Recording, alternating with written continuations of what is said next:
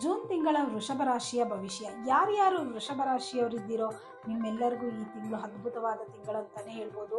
ಧೈರ್ಯ, ಯಥೇಚ್ಛವಾದ ಧೈರ್ಯ ಇರುತ್ತೆ. ಆದರೆ ಹೆಣ್ಣು ಮಕ್ಕಳು ತುಂಬ ಜಾಗರೂಕತೆಯಿಂದ ಇರಿ ಮತ್ತು ಪ್ರೀತಿ ಪ್ರೇಮದ ಕಡೆ ವಾಲೋದಕ್ಕೆ ಜಾಸ್ತಿ ಹೋಗಕ್ಕೆ ಹೋಗಬೇಡಿ. ಯಾರ್ಯಾರು ಪ್ರೀತಿ ಮಾಡ್ತಿದ್ದೀರಾ ತುಂಬ ಕೇರ್ಫುಲ್ ಆಗಿರಿ. ಯಾಕೆಂದರೆ ಈ ತಿಂಗಳಲ್ಲಿ ನಿಮಗೆ ಧೈರ್ಯದಿಂದ ಏನೆಲ್ಲ ಎಡವಟ್ಟುಗಳಾಗುತ್ತದೆ ಅದ್ರ ಕಡೆ ಗಮನ ಕೊಡಬೇಕಾಗುತ್ತೆ. ಹಾಗೆ ಈ ತಿಂಗಳಲ್ಲಿ ದೂರ ಪ್ರಯಾಣ ತುಂಬ ಇದೆ. ಯಾರ್ಯಾರು ವೃಷಭ ರಾಶಿಯವರಿದ್ದೀರೋ ದೂರ ಪ್ರಯಾಣ ಇರುತ್ತೆ. ಫಾರಿನ್ಗೆ ಹೋಗೋರು ಫಾರಿನ್ಗೆ ಹೋಗಿ ಬನ್ನಿ. ಇಲ್ಲ ಪ್ರೇಕ್ಷಣಿಕ ಸ್ಥಳಗಳು ಏನಾದರೂ ಇದ್ದರೆ ಅಲ್ಲಿಗೆ ಹೋಗಬೇಕು ಅಂದ್ಕೊಂಡಿದ್ರೆ ಖಂಡಿತವಾಗ್ಲೂ ಹೋಗಿ ಬನ್ನಿ. ಹಾಗೆ ಈ ತಿಂಗಳು ಲಾಭ, ಸ್ಥಿರವಾದ ಒಂದು ಲಾಭ ಸಿಗುತ್ತದೆ ಈ ತಿಂಗಳಲ್ಲಿ.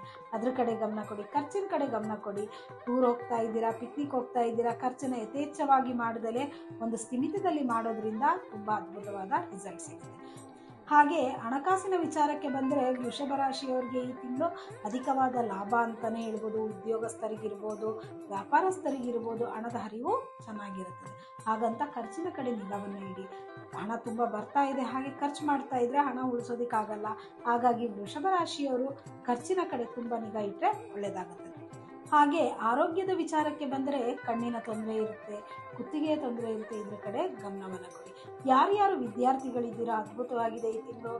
ಬಿಂದಾಸಾಗಿ ಜೀವನ ಮಾಡಿ ವಿದ್ಯಾರ್ಥಿಗಳೇ, ಖಂಡಿತವಾಗ್ಲೂ ಈ ತಿಂಗಳು ತುಂಬ ಚೆನ್ನಾಗಿರುತ್ತೆ.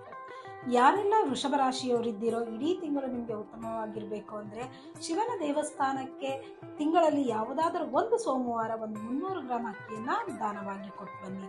ಹಾಗೆ ಪ್ರತಿ ಶುಕ್ರವಾರ ಅಂದರೆ ಒಂದು 4 ಶುಕ್ರವಾರ ಈ ತಿಂಗಳ ಶುಕ್ರವಾರಗಳಲ್ಲಿ ನೀವು ಮಲ್ಲಿಗೆ ಹೂವನ್ನು ತೆಗೆದುಕೊಂಡು ಹೋಗಿ ಜೇನುತುಪ್ಪವನ್ನು ತೆಗೆದುಕೊಂಡು ಲಕ್ಷ್ಮೀ ದೇವಸ್ಥಾನಕ್ಕೆ ಕೊಡುವುದರಿಂದ ಅದ್ಭುತವಾದ ರಿಸಲ್ಟ್ ಇರುತ್ತೆ.